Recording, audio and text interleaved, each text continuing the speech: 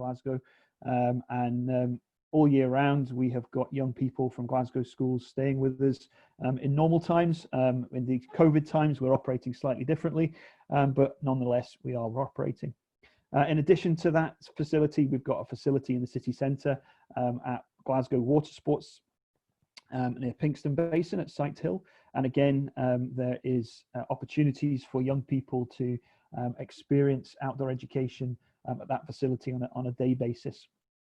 And what we try and do at those centres is learning through activities that schools don't necessarily have access to. So we try, a unique selling point, if you like, is getting out onto the water, kayaking, sailing, up into the mountains.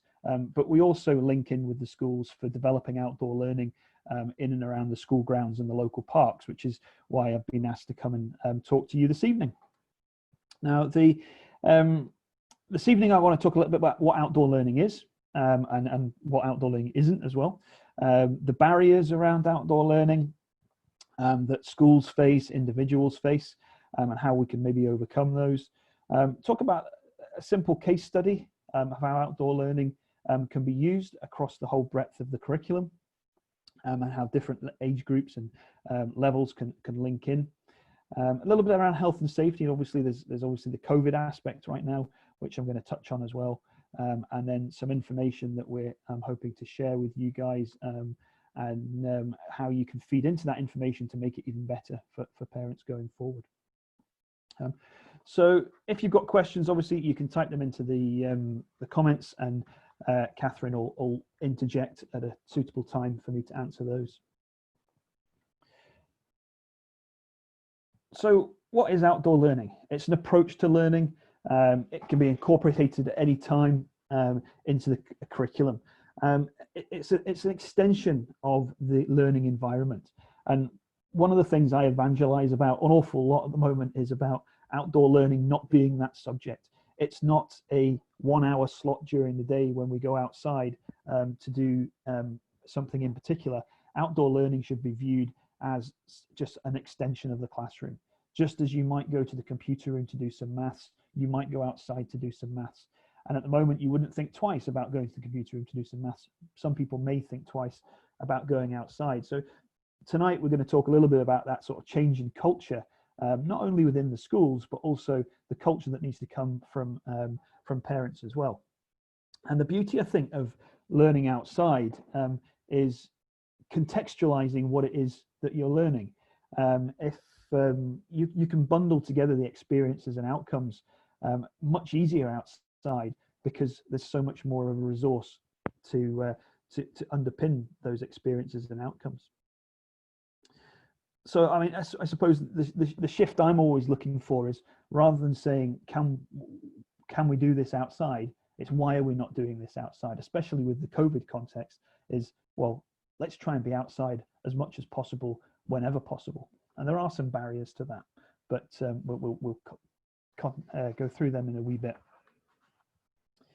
But why are we doing outdoor learning? Well, putting COVID aside just for a moment, it's proven that direct, frequent experience of being outside, particularly in contact with nature, produces positive physical, mental, and emotional benefits that affect children's overall development.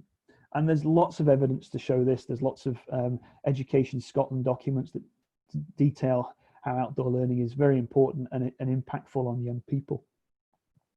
But I suppose more importantly for me, it's that connections that you make between learning and experience. And if you think back to your own childhood or your own experiences at school, I would hope, and normally I'm fairly lucky when I ask this question, taking the chance, that being outdoors and learning something is something that sticks in your memory. It's a memory that you'll remember, and you'll remember what you were learning at that time. So that's just evidence of how impactful it can be. But in addition to that, there are a much wider diversity of resources and spaces available outside than there are indoors to back up the learning that somebody's doing. So many reasons for being outside. And there's this quote here from this Aberdeen primary school teacher, and he's going down that route of, he, could be a she, of changing the mindset of my planner doesn't include outdoor learning. It's now just part and parcel of what I do. It's just an extension of the classroom for going out and learning. An additional benefit that we see an awful lot with outdoor learning is the behavior. And frequently children who, once they've acclimatized to being outside, at the start going outside is very exciting and different. And once we've got through that barrier, behavior of people outside is generally better. And those young people that potentially find it challenging to be in the outdoors quite often find it a lot easier and beneficial to be outside. But certainly in a COVID context, all World Health Organization research at the moment is telling us to avoid crowded places. So getting outside does that. Be in a well-ventilated place, certainly towards the end of this week with the gales that we're forecast. That'll be well ventilated, and obviously keeping distance. Outside, we've got that space that we can keep the distance, whether it's P or post 12-year-olds. We need to be managing the distance between young people and staff. And outside presents opportunities to more easily work within those constraints. Not to say that indoors is unsafe, it's just outside is safer. That's what the World Health Organization is telling us. You couple that with the reinforcement of hand hygiene and personal hygiene that schools are doing anyway, and we've got a really safe learning environment for our young people to be in at this time.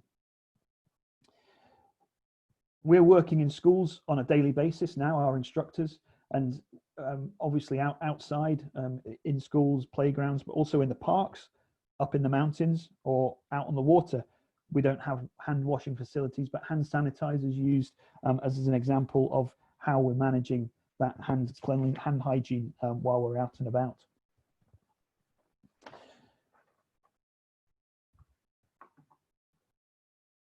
There are some barriers to getting out, and the one at the top of the list there is obviously pretty prevalent in Scotland. And I'm going to touch on this a little bit more later on in a bit more detail, but we do need to be cognizant of what the weather forecast is going to be whenever we're going outside. But in general, my experience is that young people really don't care what the weather is outside, especially if they've got the right clothes on. If they're engaged in activity, the weather doesn't really matter. They will love it, whatever the weather. It's the consequences of that. It's the being wet for the rest of the day or muddy for the rest of the day that we need to be careful of. But I'm going to come back to that in a little bit. But certainly getting parents on board is an important barrier to overcome. And I think just informing parents about outdoor learning, what we're trying to achieve through outdoor learning, what outdoor learning can deliver in terms of a broader general education, and also just engaging in these types of webinars. There's some information I'm going to come to later on in this presentation, which we hope you'll be able to, your questions will hopefully feed into and be more useful to getting parents on board. The resources that a school has can sometimes be a barrier as well. So all our schools obviously have different size playgrounds, different playing fields, access to different spaces, and I would encourage each school to buy resources for outdoor learning, but it does differ, and everyone's got their constraints. Transport is another barrier that can sometimes be a problem for schools. Some schools have got outdoor clothing for people to borrow, other schools don't. Secondaries, it becomes more of a problem. I know for things like Duke of Edinburgh Award, which I class as outdoor learning as well, then obviously there's kit, but maybe not for taking your maths lesson outside. You can't get access to that sort of thing. So there are constraints, and resources can be a problem around that. The next area there is teacher confidence, and again, this is a variable. It really depends, obviously, on the teacher, what their experience has been. Through Blairvadach, through different training departments within the council and externally, I know there's lots of training courses that teachers have been on. We've certainly been supporting with internal training courses and supporting our newly qualified teachers to become more clearer about what outdoor learning is and how to incorporate it in their classes. But this only comes with experience and actually delivering outdoor learning. So a teacher that's maybe been in the classroom for 10 years, it is quite a step to take that learning outside and work in a different environment. They need support for that, and they need time to develop those skills to be able to do it. So it's about upskilling. There's also an approach to risk for teachers and schools. And I don't mean an approach to risk in terms of putting young people in harm's way. I mean in terms of developing skills to be able to take learning outside, and being comfortable with that change of operating. And then the final one there is obviously the barriers with social distancing and space. And as I say, all schools have got different spaces and different ways of working, but I'm sure there is ways that grounds can be used to accommodate outdoor learning wherever, or local parks and local green space can be used too. Going back to the first one though, the weather, this is one that raises its head an awful lot about young people melting if they go out in the rain. And not so much, you know, I say that tongue in cheek a little bit, but we quite often compare ourselves to the Scandinavian countries on many economic levels, and also sort of educational levels as well. And when we look at outdoor learning in these Scandinavian countries, they are quite often ahead of us in terms of how they're delivering. And then we look at the climate that they're dealing with: extreme cold through the winter, and similar weather to us in the autumn, hotter in the summer. But they're out all year round and they manage it. Comparatively so, Scotland is a fairly mild climate, and we should be able to find ways of managing the weather that we are dealt with. We have to have some level of kind of planned spontaneity, I would call it. The weather will be inclement. It's very rarely miserable or weather that you shouldn't be out in all day. There are respite times in the weather, and it's about planning your day and having a little bit of flexibility in your day to enable you to do that going out. And granted, that is easier for some year groups. So for primary and nursery, that's a lot easier to be able to plan the day like that. For secondary, it becomes an awful lot harder when you've only got short lessons to get out in. But when it comes to secondaries, there could be opportunities around there in terms of setting out learning intentions before they go out, having review sessions planned for when they come back inside, so that once they're outside, they know exactly what they're going to be doing, and they're outside maybe in the inclement weather for a shorter period of time. If we can plan enough in, they come with the right clothing. And the clothing, we're going to keep coming back to clothing because that kind of solves many of the problems. But also a little bit of prior planning on cold days, you know, making sure if it's a cold day that if we're going to be going outside to do learning, then we're doing something that's active. And we're only out there, we're not going out there to sit around, we're going out there to do something active. And then we can come back in and do our review session in a nice warm classroom so that we're not getting cold outside. But also realize the opportunities that poor weather can deliver in terms of the interest and the challenges for the outdoor experience. Children need to learn to cope with outdoor conditions, varied weather. And there are lots and lots of opportunities to think about and how to behave in different types of weather. So there's lots of learning opportunities that come up through that bad weather. And the considerations that teaching staff need to have is that considerations of what's coming next. So in our secondary environment, there's no point in you going out and getting the people soaking wet in the first lesson of the morning if they're going to spend the rest of the day soaking wet. Or where are they going after school? Can they go and get dry after school? But access to the right clothing is key. So preparing young people to bring the right clothing in. And as a parent, my heart sinks when I get these letters home. Can you send your son with his sun hat and his sun cream and whatever else he needs for his school trip? Because 9 times out of 10, I know I'm not going to see those belongings again, but that might just be my son. But it is important that we prepare young people for going out. I know a lot of schools have gathered equipment for themselves, and they have pool equipment that they can access for young people, and that is all very well, but there's obviously limited storage, there's limited amounts of that equipment. So getting the right clothes is important. And once we have the right clothes, kind of outdoors is limitless. In 10 years of running the outdoor centre at Blairvadach, I was thinking this morning, I can think of 2 occasions in 10 years where we haven't taken our learning outside for the day because of the weather. And the weather that prevented that was wind, nothing else. So snow, rain, hail, thunder doesn't prevent us going outside. So yeah, the weather does need to be considered, but it shouldn't be the ultimate barrier for us. Staff and pupils need to be wearing the right clothes though. So one of the questions that when I came on to this seminar was about, I can see how outdoor learning fits with primary, and I can see how outdoor learning fits with nursery. Secondary, I'm a little bit more unsure as to why we go outside in secondary. And the way I'm going to try to address that question is through an example of an outdoor learning activity.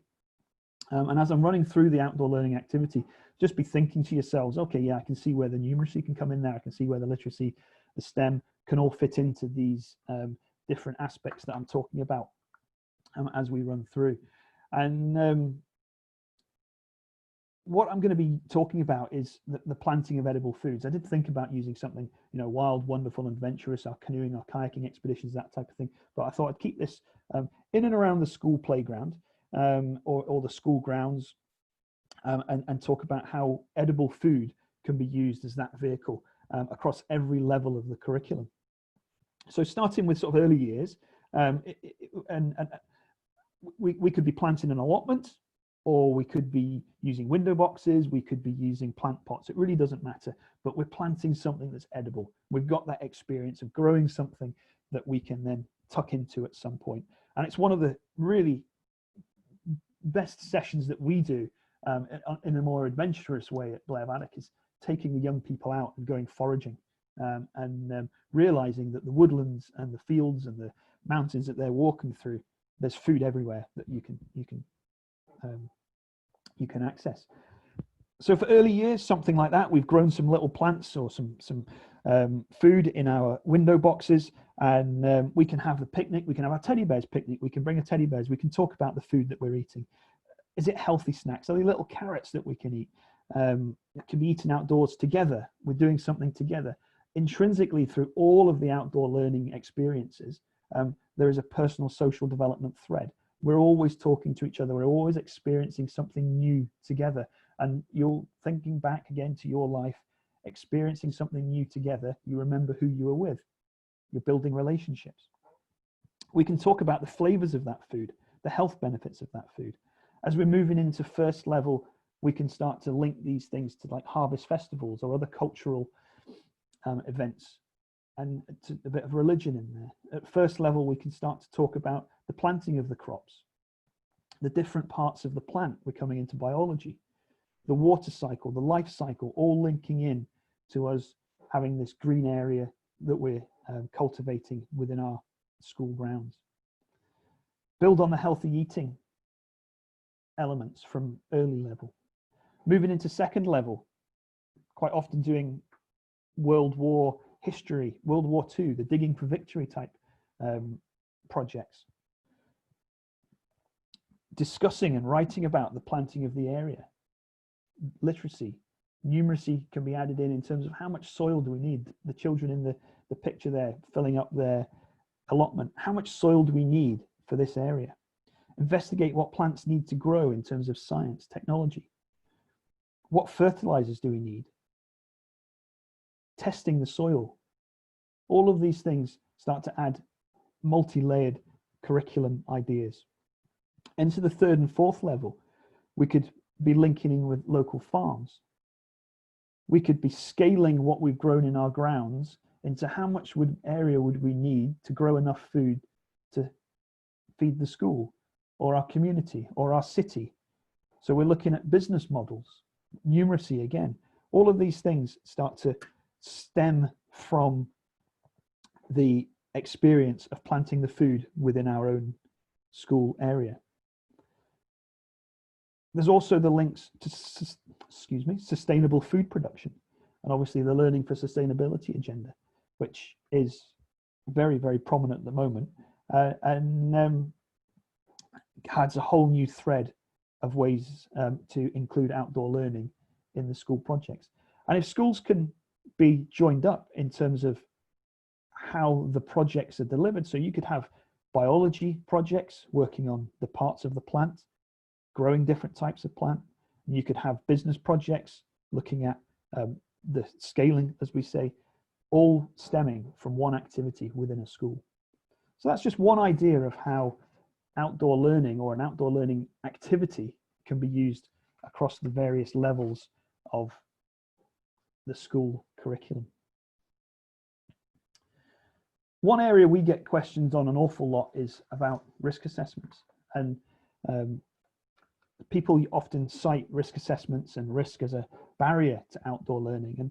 And in actual fact, my experience in Glasgow is trying to remove those barriers where possible, and trying to get people out and be proportionate in our approach to assessing risk. And as it says in the middle there, this statement's come from what's called Going Out There, which is a framework for off-site visits and outdoor learning developed by the Scottish Advisory Panel for Outdoor Education.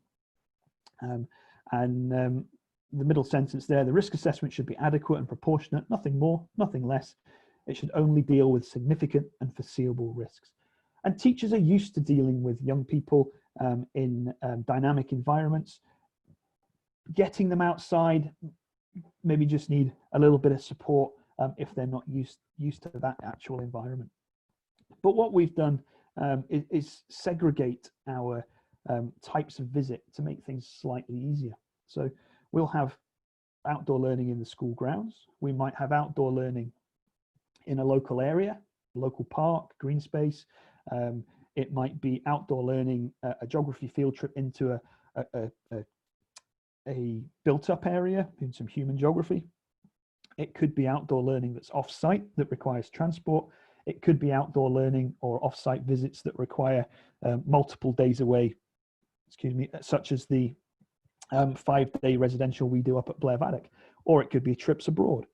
So the different levels of experience that schools provide, and they've been categorized through routine and expected and other visits. So most schools now, you will probably sign a consent form at the start of the term or the start of the year, which will indicate the routine and expected visits that might be going on within that school. And outdoor learning in those environments would fall within those consent forms.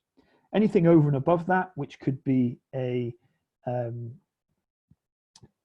visit away from school for a night, for a day, then obviously there'll be more formal approach to the parents to make sure that this was consented and risk assessments put in place for that particular trip. But it really, where that line is drawn is dependent on the kind of normalities of that school. What's normal within that school? There are some schools which use multiple parks around their campus, and it's normal for them to do that. Other schools don't do that, and maybe would find going to a park 15 minutes walk away something that's not routine and expected, and may decide to do a individual risk assessment and seek parental consent for that particular activity. And in Glasgow, that comes down to the head teacher to make those calls, or the senior management team, ultimately the head teacher, where those parental consents are required, and what level they're at, the types of risk assessment that might be undertaken. So for our routine and expected visits, there'll just be a single risk assessment that's fairly generic, and then there'll be the dynamic risk assessments done by the lead teachers or group leaders whilst that visit or session is going ahead. But it wouldn't be expected that a outdoor learning experience in the playground as part of a maths lesson would generally have a specific risk assessment done. That would be routine and expected and just part of the actual learning day. For information though, when Glasgow's teachers do go off-site or do go further, they are using a management circular, that MC48 is written at the bottom, which is a framework within Glasgow City Council for managing off-site visits. And essentially it goes back up that hierarchy, back up to the head teacher to sign that off and sanction the visit, whatever it might be. If you're interested in that side of things, this framework here is a Scottish framework for off-site visits and safe practices. And not only is it very similar to the management circular that Glasgow uses, but it's accessible for you guys.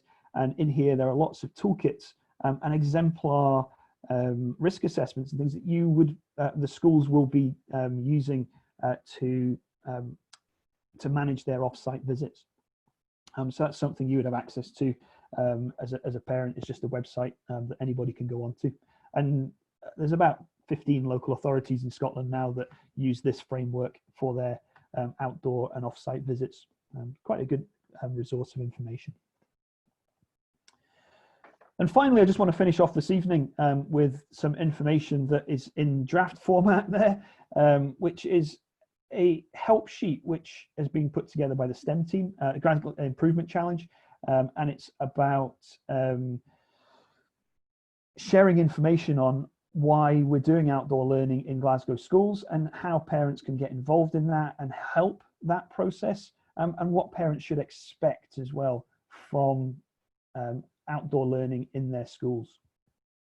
Why it's there in terms of the recovery curriculum and the benefits of outdoor learning, just reiterated again in this flyer. So I was hoping maybe if there are questions this evening, that would feed in somewhat into information that is put onto a flyer like this to further inform parents of the young people that we're taking outside. And that's me coming to the end of my bit of the presentation. So if there are questions, I'm ready to take some. Okay, Neil, there's one question at the moment, and I'll read it. It's quite a long question from Dawn at Ibrox Primary. As a parent council, if we wanted to do an activity that would support or be along the lines of outdoor learning, for example, a one-day Halloween adventure trail, would we need to seek permission from land or park services, and who would we contact for that?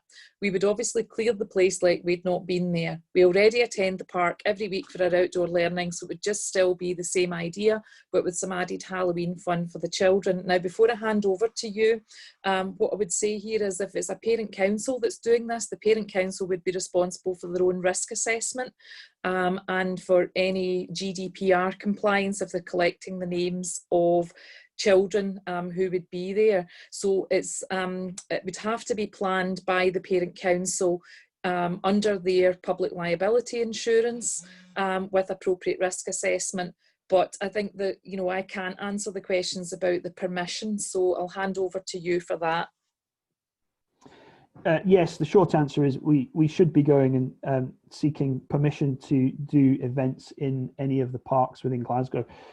Now, depending on the scale of the event and what you plan to do in terms of if you're hanging things from trees and railings and that type of thing to make a treasure hunt, then absolutely they'd want to know about it and would want to see risk assessments. If you're literally taking young people into a park for an evening to use the green space to play games or something, they probably wouldn't be so interested in that. But yeah, if you're looking to as you say, create a treasure hunt, so that would be property and land services within Glasgow City Council, assuming it's a Glasgow City Council park. As an example, we've just started using the Cunningar Loop, which is in Glasgow, a great facility within the city. We're taking groups there on a weekly basis, and we've sought that agreement through the Forestry Commission, or Forestry Scotland as it is now. So most of these organisations are absolutely open to the use of the green space for educational purposes, and there isn't generally a charge attached to that. But really just out of courtesy and making sure that we're not clashing with anything else that might be going on, we generally let them know. We'd encourage you to do the same. Okay, thanks for that, Neil. I can also say that I love the Cunningar Loop. It's one of my favourite places to walk, so a great place to go. There are a couple of other questions that have come on. So the first one from Nick: how can we encourage parents when their concerns are about the weather and clothing? Yeah, it's a tough one, Nick. I don't know whether you're coming at that from a teacher perspective or a parent perspective. From a practitioner's perspective, one thing I can say is that children don't care what the weather's like outside, and they just love being out and undertaking and engaging in an activity outside. We do have that duty of care, though, to ensure that they are obviously safe and dry. Not so much when they're doing the activity, because it doesn't matter if they get wet if they've got something dry to change into. So it is that pre-planning, making sure that young people can come to school either with their wellies, their jacket, and be appropriately dressed, or that can be provided through the school. And I know that happens across the city at the moment, but it is a challenge from a parent's perspective, sending that stuff in all the time and it getting lost. From a school's perspective, it's all right going and buying 200 jackets and 200 pairs of waterproof trousers and wellies. The challenge they then get is drying and storage of those things. So I'm not going to pretend there isn't a challenge there, because it's one of the most frequently asked questions to us from schools is, we've got all this stuff, how do we now store it? And dry it is the big thing. So there is a challenge there, but if we can adequately dress the young people, and it doesn't need to be flashy North Face jackets and things. You can pick up jackets now, reasonably priced, and they're very good quality, and will keep us dry for the duration of whatever we're doing. Okay, thanks, Neil. One more question, and this is a question from Deborah. Is there a specified time scheduled for outdoor learning, i.e. the number of hours that Glasgow City Council hope children should spend outside, either per day or per week? Thanks. And also, does Neil approach each school? So there's no specific time. There is an encouragement and a direction of travel. There has been a direction of travel for a number of years now in terms of promoting outdoor learning. The COVID crisis has speeded that up somewhat, with the additional benefits of it being a safer environment to be in. And it's not an easy transition, though. It's not an easy transition for teachers who are not maybe used to being outside, adapting their techniques to learning out, taking the learning outside, and it needs support. And there are lots of courses out there for teachers to get involved with, but to be honest, it's about doing the course and then having the mentality that I'm just going to have to get on with this. And the more you go outside, the more you speak to teachers who go outside, the more they then tend to go outside. So it's self-perpetuating, it snowballs once you build up that confidence. Do I approach schools? We have various ways in which schools engage with our services. Right now, all of our residential trips have stopped. So all of the schools that were on residentials are now doing what we call our education recovery program, which is a substitute for the residential program. And schools then book onto our facility in the city centre. Basically, they phone us and book onto that. That's not us approaching them. We do have instructors deployed into schools, a bit along the lines of active schools, but that's only a short-term measure while COVID's on. Well, at the moment that's short-term. And if schools want to engage with Blairvadach, the best thing they can do is contact us, and there are many different avenues for engaging with us.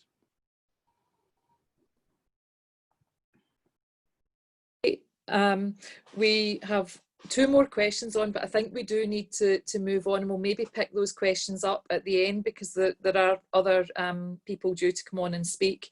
So thank you very much for that, Neil. So I'll stop the questions at this point. Thank you very much, Leanne.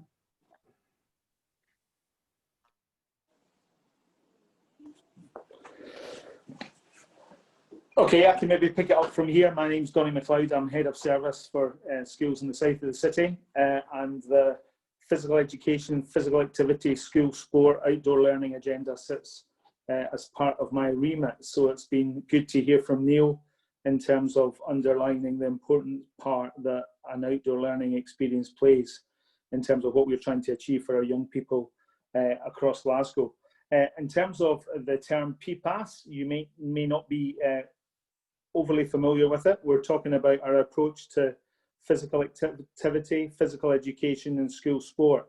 So if I start off with the physical education part of that, the PEPASS part, in terms of PE, obviously our aim is, and our drive is to develop children and young people as being confident movers with the skills, aspirations, dispositions to be confident and participate in lifelong physical activity. That would be our aim through all of the PEPASS work and the 3 different elements of that. In terms of physical education, then we're looking to align ourselves with the government recommendations of 2 hours of physical education for all of our young people, S1 to S4, and to encourage schools to make a good provision for physical education within the senior school S5 and S6 across the city. In terms of physical education, where have we been within the COVID crisis? When we returned in August, schools have been looking to follow the Scottish Government guidelines in relation to physical education, supported by advice from Education Scotland. So the emphasis has been all of that to take place outdoors, minimum contact between young people, using limited range of equipment, minimise changing arrangements, all in an effort to mitigate the risk of onward transmission, and all obviously appropriately risk assessed. We were hoping that that position would be a position that would only last for a number of weeks. Obviously the weather was a major concern and we had a lot of rain in the first few weeks of term. We were hoping that that position would have changed from the 31st of August, but it didn't. And the movement that we had hoped that would take place at that point didn't. It wasn't authorised. So in terms of where we are now, very little has changed. We're still looking to deliver physical education outside. We haven't yet been able to move indoors, although that had been hoped. We had hoped initially for that movement to take place at the end of August and then again from the 14th of September. But the government's advisory group, scientific advisory group, advised against that. So again, we're still looking for all physical education to take place outside. We haven't entertained swimming at all because of the complications in that, and we don't anticipate returning to swimming for some period of time. Simply because of the restrictions that are in place there. And for any of you who have youngsters who are involved in swimming clubs, you'll be well familiar with the difficulties that can bring. In terms of where we're going, in terms of the context for physical education, we're hopeful that by the 5th of August, we'll be able to move indoors. With a further easing of restrictions, obviously we'll still be keeping a weathered eye in relation to use of minimum equipment and minimum contact. Youngsters have been able to take part outside with a minimum degree of contact thus far, and that aligns well with the guidance from Sport Scotland. Part of our frustration has been the disparity between the way in which the Sport Scotland guidance has come about and the government guidance, but we've tried to ensure there's as much consistency there as we can. Outside, we're trying to ensure that if there is contact, then there's a field of play bubble, if you like, for that group of learners. So we're minimising risk as far as we can. We're not expecting youngsters to socially distance within physical education classes, but we are expecting staff within our schools to have appropriate risk assessments in place. In terms of that overall approach, holistic approach to physical education, physical activity and school sport, in terms of the provision of learning through PE, we're really looking at a safe and considered way of providing this unique experience. A risk-benefit approach, but while recognising that no risk can be reduced to zero. There's a number of things that are to the forefront in practitioners' minds, outdoors being safer than indoors, activities at a low volume of expired air exertion being safer than aerosol generating activities, individual and small numbers being safer than large, a limited sharing of equipment, but where there is sharing of equipment, there's an appropriate routine to clean and to sanitize equipment. Activities done at a distance are preferable to activities that are undertaken at close proximity, and activities undertaken for a shorter duration are preferable to those of a longer duration. So in terms of these overall organisers, minimising contact, minimising the use of changing rooms, trying to avoid it if we can, but if we have to use changing rooms, and making sure that there's appropriate procedures in place, numbers are small, that the areas are well ventilated, reducing the use of equipment, as we've said, and making sure there's appropriate opportunity for hand washing and hand hygiene measures.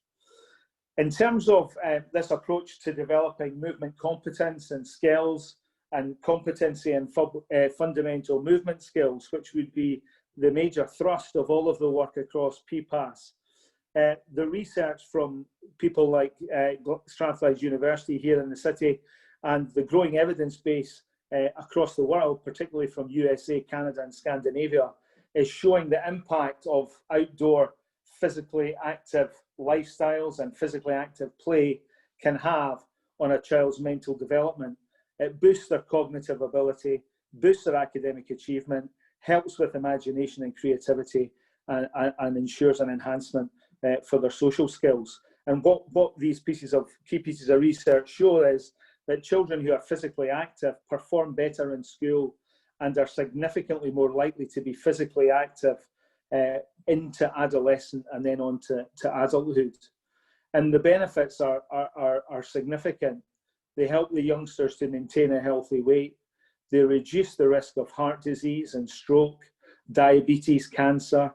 They decrease the risk of stress, and they boost mental health. So this whole thrust, which has come to the fore through COVID times, has been something that's been underway within the city for a while. And we're aware that while there's a COVID pandemic, we do have other major health issues in Scotland. An unhealthy link with alcohol, issues around obesity, issues around inactivity, and issues around diet. And so we're conscious that our approach to physical activity sits well in terms of the public health priorities for the Scottish Government, and the Active Scotland framework, while being in place, we're conscious that there's still more to do there. But with a more robust and a greater focus on an approach to physical activity across our schools, there can be a positive impact, not only in the immune system for young people, but can also meet the minimum levels of recommendations in relation to physical activity, and decrease the risk of infectious disease and mortality. So in terms of that kind of deals with the physical activity moving into the physical education moving into physical activity. In terms of the physical activity aspects, then there's a huge resource across the city. We have 10 physical education teachers seconded to this team. That's 3 physical education lead teachers that work as part of Glasgow's Improvement Challenge. They work with individual schools to upskill individual members of staff in relation to delivering a high quality physical education experience. And we have 7 members of staff that are allocated to a primary swimming programme, not currently taking place, as you well know. So they are deployed into schools to support the delivery of physical education meantime. We also have a team of 30 active schools coordinators. That's 1 active school coordinator linked with each secondary learning community and their associated cluster primary schools. We have 10 modern apprentices. That programme began this year to support the work of the active schools coordinators. These are predominantly school leavers or young adults that have been brought in to enhance their own employment opportunities, but also to enhance their approach towards a more thorough approach to enhancing physical activity across the city. And we have 3 project officers in here, 1 for dance, 1 for sports leadership, and 1 who oversees the Modern Apprentice programme. In terms of the work of the active schools coordinators, we're also supporting a citywide approach to enhancing leadership through sport and physical activity. So they're working with our P7s across the city to enhance the approach to playmaking and support not only active play across a primary school, but active lunchtimes and active breaks. We have sport and dance, we have young leaders working in S2 and above, again to support the approach to physical activity. We have sports and dance leadership, young people working from S3 above in our secondary schools, and we have young ambassadors as well working across S3 and above, helping with event organisation, making decisions in relation to the school's approach, operating perhaps as technical officials in tournaments and competitions, and really being positive ambassadors to help to encourage young people to play a more active part in the life of the school and the school's approach to physical activity. There's a huge range of citywide events across any one session. That will be slightly different this year, I think, because of the experiences and the challenges of the current context. But many of you, I guess, will have been privileged to see young people in your school, or perhaps even your own young people and children taking part in a range of competitions and events across each session. So we have things like athletics, dance, gymnastics, rowing, swimming, triathlon, tennis festivals. So a huge range and a rich tapestry of activity in relation to this approach to enhancing physical activity. It's a key part of our approach, particularly during the COVID recovery. I think we were conscious that young people's experience of lockdown was very different. We had young people who weren't able to access the outdoors in any meaningful way, weren't able to access a garden, and had limited opportunity, obviously, to be physically active during lockdown. So many of them returning to school having not been physically active for a significant period of time, and therefore this work, it takes on an even more important part of schools' work. Not only in terms of physical activity, but obviously in the wider support in terms of young people's health and well-being. And it will continue to be so. We're conscious that all of this work across PEPASS fits into Scotland's Active Scotland policy, and where there's a range of different agencies coming together across transport, environment, health, education and sport. And in schools, we're trying to play our part. But that whole work across that Active Schools, Active Scotland policy will require more emphasis and more drive required. We're grateful for the links that are being made with the Scottish Association of Mental Health, passionate advocates in their own right, linking between the strong links between physical activity and positive mental health, and that will continue to be an important part of our work. So I hope that gives you some flavour. I'm conscious that I've covered a lot of ground very, very quickly. Like Neil, I'm happy to answer any questions, but hopefully that gives you a feeling for where we've been in relation to physical education, physical activity and school sport. The only part that I haven't spoken about in detail tonight is the school sport part, and we're feeling our way through that in relation to the Sports Scotland guidelines. Obviously, there's limited opportunity just now for competitions between schools. That's not to say that with the further easing of conditions that we'll look to see what's possible in terms of continuing to support young people to be active and to be competing, and recognising the benefits that competition bring to young people. It was interesting just across the course of last week when we looked at our work in active play. One of the things that we're finding there is that young people who have been involved in active play across their primary experience are more content with the winning and losing side of competition, and it's really trying to build that in at an earlier stage to make sure, I'm sure you've come across it with your own young people in terms of, certainly I have with my children, the early days in terms of coping with losing can be difficult for many of them. But the more often that are in that situation, the easier then that becomes, not just in a physical education context, but right across the life course in terms of being able to cope and regulate themselves within an environment where they have to win and lose with good grace, and in a way where they can regulate their emotions. So that's a key part of our work with that active play, but again, just one element of that holistic approach to physical activity, physical education, physical activity and school sport. I think I'll stop there, but I'm happy to take any questions if there's any questions that come up, Kathryn, in the course of that very quick run through. Okay, I had hoped to have Andrea Crawford with me today, who's the real wizard and guru in relation to PEPASS work. She's got the detail. She works on the front line. I'm kind of a step back from all of that, but maybe in a future meeting with the technology perhaps more on our side, then Andrea will come along and provide you with a little bit more in terms of that day-to-day detail of the work in the PEPASS team.